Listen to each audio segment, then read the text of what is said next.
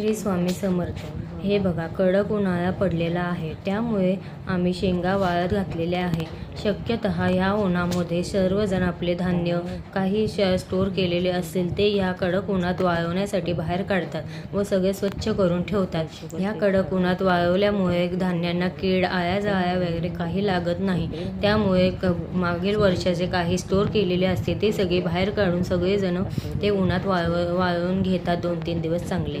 त्यामुळे आम्हीही सुद्धा आज मागच्या वर्षीच्या भुईमुगाच्या शेंगा झालेल्या त्या आज वाळवून काढलेल्या आहेत. ऊन खूप पडत आहे, त्यामुळे खूप चटका बसत आहे. त्यातल्या थोडाफार संपलेल्या आहेत आणि एवढ्या शिल्लक राहिल्या आहेत. त्यामुळे आम्ही पण त्या उन्हात काढलेल्या आहे व त्या पुढच्या दिवसासाठी ते स्टोर करून ठेवणार आहे.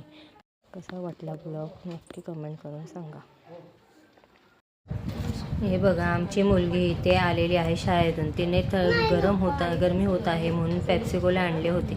बघा कशी दोघांची मारामारी चाललेली आहे पेप्सीसाठी. मला दे करत मला हा पाहिजे, मला तो पाहिजे. या नादात बघा आमच्या जावेच्या मुलाने कशी शेंगा सांडून ठेवलेल्या आहेत. हे बघा, तुम्हाला आवडतात का खायला? कमेंट करून नक्की सांगा. बघा हा घाणा कसा घातलेला आहे. मुलं असल्यामुळे हा पसारा बघा किती झालेला आहे. मुलं घरात असली की पसाऱ्याशिवाय कोणतेही काम होत नाही. तुमच्या घरात किती मुले आहेत व तुमच्या घरातही असेच आहे का? सांगून कमेंट करा नक्की.